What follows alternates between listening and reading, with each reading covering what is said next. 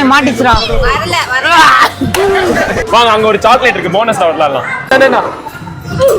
இதுல கண்டிப்பா மாட்டோம்டா. எங்க வேணா தூக்கு. அமுக்குடா.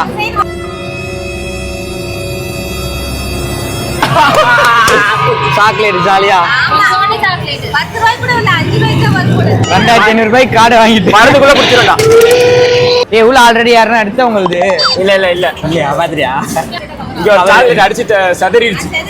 இது லாஸ் தான், பட் இருந்தாலும் எங்களுக்கு ப்ராஃபிட் இல்ல. 6 சாக்லேட். ஆமா.